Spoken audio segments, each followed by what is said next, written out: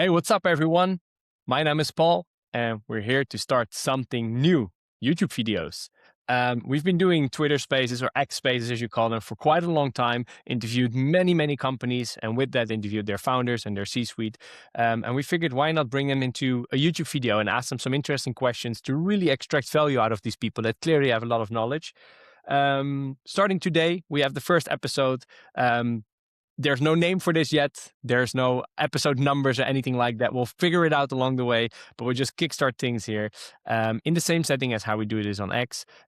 Me as the host, Dominic here as the co-host, and then one founder or someone from a C-suite or a notable figure out of the crypto industry, whom we will have a quick interview. So today we have Jess Muntenaar here, who is someone you probably have seen before. Obviously, I did a lot of shows together with Jess already in the past, and Jess is the founder and I guess CBDO or something like that at Reform DAO. I don't know what title to actually give you, Jess, besides just co-founder, core contributor, but I will let you introduce yourself, Jess. Yeah, no, thanks, Paul. I think, yeah, you said it right. It's a co-founder, and also on that front, we see sort of almost like the management layer as the core contributors, basically, as that's how it's structured within decentralized autonomous organizations, basically what Reform is. Yeah, you want me to already dive into like a brief intro, like explain a bit about my Please. background, or yeah, Yeah, just do a okay. quick intro from your side. Cool, will do. Yeah, so basically my journey started around, what is it, like 7, 8 years ago in crypto, when I, fully dived into it and started to understand what the value is that Bitcoin and like blockchain in general can bring to the overall world. And yeah, in the 3 years after, I just managed to teach myself a lot of things about it and really understand like what it all included. That was next to my day job at the time, which was focused at real estate sustainability, which is of course something completely different as what I'm currently doing. But that's also how I see that that life can most of the time shift to things that you don't expect, and well, you just have to do and follow what you think what you think where the opportunities are and what you like. So basically, fast forward 2020, I joined Holo Group as a technical and fundamental analyst. Did that for like 1 or 2 years, moved up to be the head of trading, and actually after that I became the chief investment officer. Holo Group is basically one of the largest digital investment funds in the Netherlands. So yeah, that was quite I would say, a nice sort of achievement on my personal bucket list. And yeah, next to that, of course, we've been building on Reform for the past 3 years. As the name states, reforming the market making industry, and doing market making for the right reasons rather than participating in extractive practices and then all sorts of things. But yeah, I guess we'll dive into that in a bit as well. But yeah, that's a bit of my background. Yeah, cool. Absolutely. I mean, obviously, we'll dive right into that. But first of all, congratulations in already having such a success story. Obviously, on a young age, being the chief investment officer of a company that big is quite impressive. So well done there, I would say. And I guess it shows why you're a credible source, or in how we like to call it in our industry, a thought leader to listen to. So let's dive a little bit into Reform, because obviously we're quite interested in what you have built. What is so broken about the crypto market making today that Reform had to exist? Yeah, well, basically, as I said, Reform started 3 years ago, and that was really because we have a proprietary trading company where algorithms are actually being developed, different forms and sorts, ranging from market making algorithms to market and delta neutral strategies to arbitrage strategies, like all sorts of all strategies. And yeah, we actually wanted to extend that to be a sort of designated market maker as well, in the likes of, well, you saw, of course, the Wintermutes, GSRs, like the sort of bigger designated market makers in that regard. And yeah, after we wanted to start that as a sort of normal company, we figured that a lot of projects were dealing with the same problems, which was basically, transparency was lacking on the front of reporting and on like how they were using funds. And on the other side, there was also a big lack of like incentive alignment. There are different ways of how market making works and how service models go. I'll not dive into that right now. But basically, those are the main, so to say, issues that we identified and why we started Reform to be a DAO, to mitigate, let's say, the predatory practices that shareholders have as an intention to make the most money for themselves and to extract liquidity from the overall crypto space, rather than making it a better place and helping projects and really guiding them and making sure that they get the best service they deserve. So yeah, that's basically where it really started and how we came up with Reform, and then especially structuring it in the form of a DAO. What would you say? Because I mean, market making or market makers are companies usually mostly in the background of the industry, right? It's something that you wouldn't maybe see as a retail investor or as a holder really as something that is, visible all the time. But there is, it seems to me, on X and on my timelines, a lot of discussion around market making. So do you have a feeling around what's maybe the most misunderstood factor about market making in the industry? Well, I think market makers are, in general, the parties that make the whole market, right? So if you look at the percentage that market makers do of like creating liquidity and providing that, and of course also making money on that eventually, but you wouldn't have a market or like a centralized exchange order book or a decentralized exchange order book without market makers. So the perception here is that sometimes market makers are seen as evil or bad, which is also the case sometimes, especially as I just mentioned with like predatory deals and extractive practices and like transparency, which is nowhere to be found. But basically, you do need market makers to have a market to be operating efficiently, and to have the crypto market to be growing and become more mature. You need more and more liquidity to be there, and that's where market makers basically play a big role as well. Okay. And how is it? Because you said predatory practices. How does, and I assume with Reform, as you also stated, and I assume that's also kind of the slogan, right? Reform the market making industry. How is it that the businesses or the market makers generally make money themselves, and is that the same model for Reform, or do you guys divert in your approach on how you actually become economically sustainable and successful? Yeah, so I think how we started off is basically by starting as a normal market maker in the form of a DAO. So where all sort of revenue that we generate, we want to use as sort of liquidity for still to provide that to the overall space. But I think when I'm referring to predatory practices, it's mainly regarding market makers taking advantage of the lack of knowledge that projects have, because a lot of projects, especially in the past few years, they did not know what market making is or how deals were structured, or what was sort of a good deal or a bad deal. They were basically just thinking, hey, I get a contract, I sort of understand what it says. There was no chat GPT that could sort of explain what it included.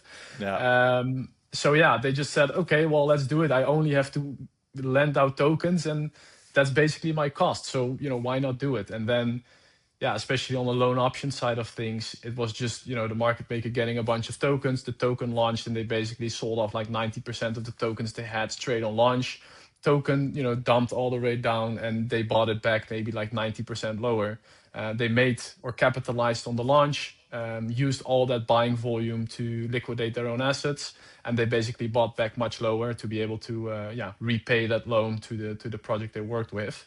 Eventually, of course, not costing the projects anything, but basically leaving them with a chart that was completely dead. And also on the other side, I would say the cost of the opportunity cost basically was very high.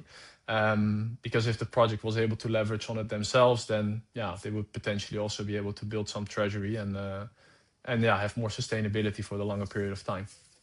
Yeah, that makes a lot of sense. I mean, one of the things that we always like to do on the shows that we host, mostly on X, what I already said, but now also on YouTube, is that we really want to dumb things down, basically, so everyone can really understand what's going on. We're still talking about a very difficult subject here for most people in the industry, and we like to keep these videos relatively small. So now that you have been live for quite a while, can you maybe give us an idea of how does Reform exactly make their money right now?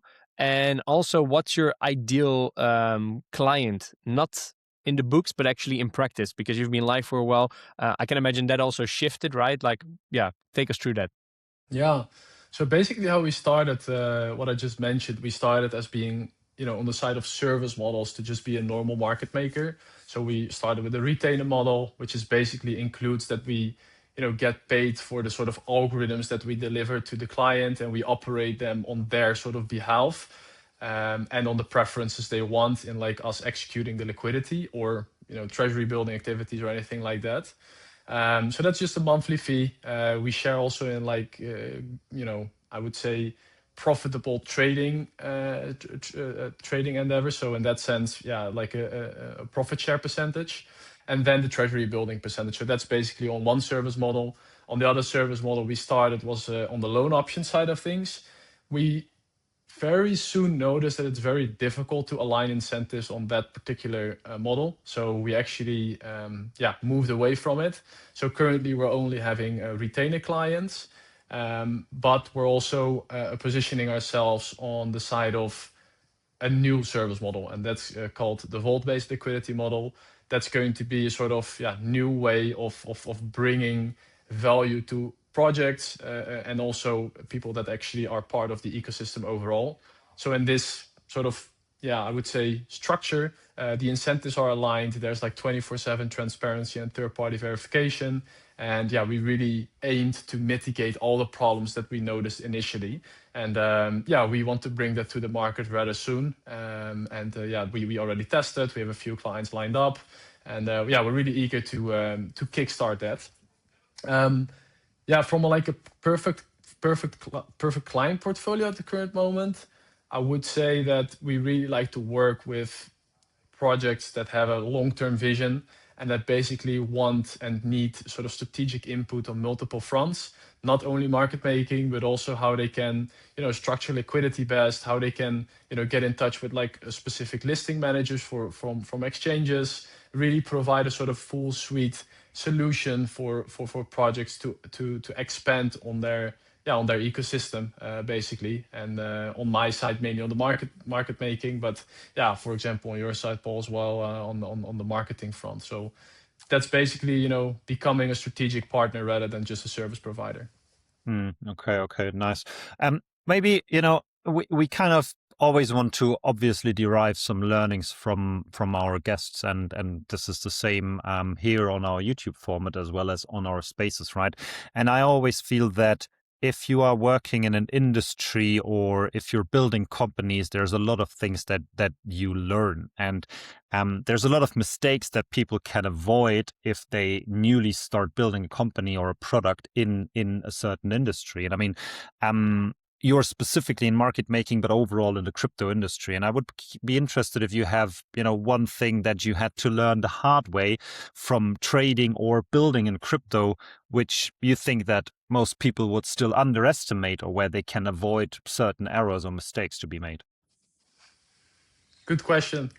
So it's not an easy one as well. No, well, it's actually one that I think every founder that is building for a longer period of time can answer in their own sort of respect and capacity, because everyone has their own lessons, right? And I think for me personally, and also I would say company-wise, two things are very important. One, I would say focus. That's been, especially when the market goes well and capital's flowing in and you become very enthusiastic about a lot of things.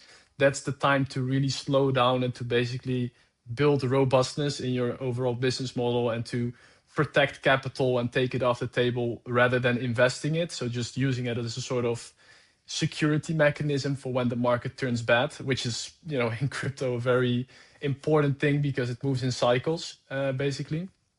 And I think another thing next to the focus is really finding product market fit. So that's really focused around, you can provide a product that you already see fits with other service providers.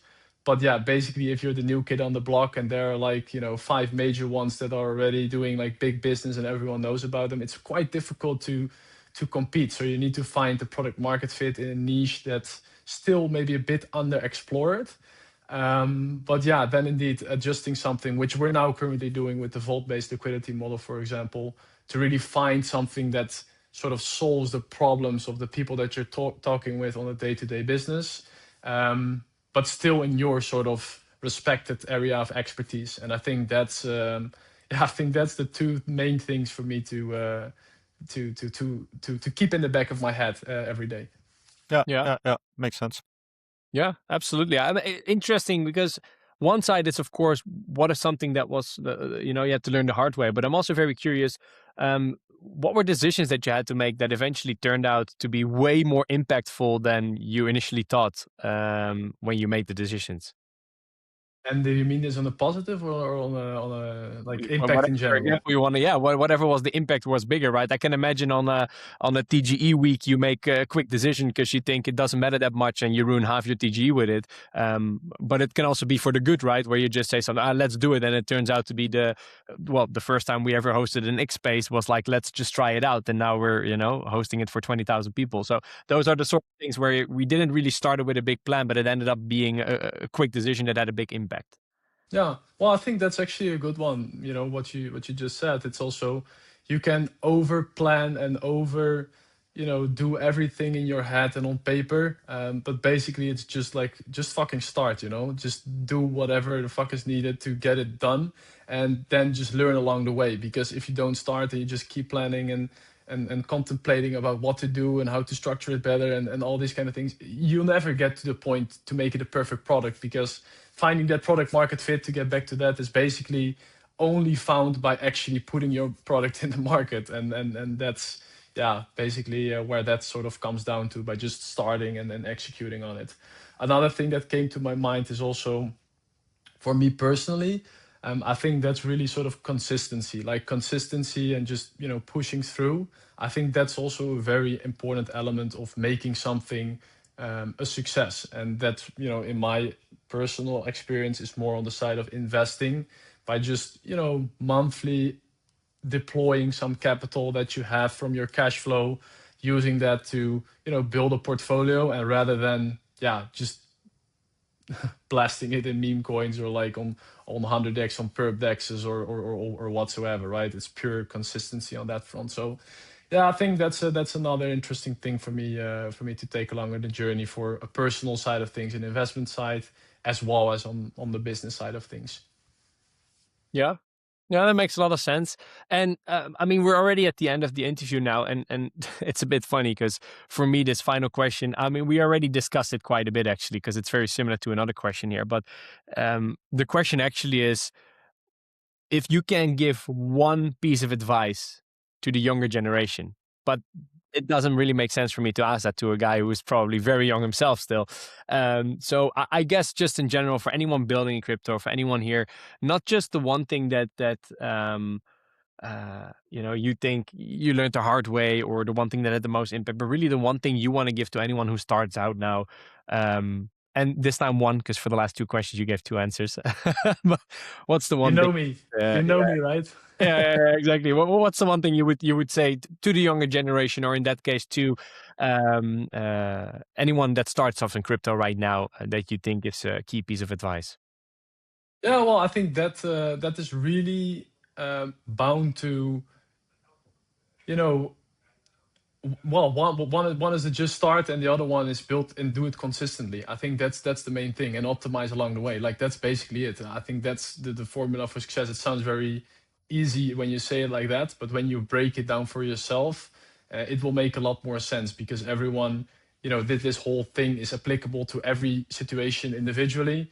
But you have to fill in the pieces yourself, and that's basically how I see that. Yeah, that things go. Important there is to stay motivated and just keep going. As I guess one of the most famous slogans in the world says, "Just do it." Yeah, just do it. Well, that's the main thing, right? It's well, if you sit still on the couch, nothing is gonna happen, right? That's basically the thing.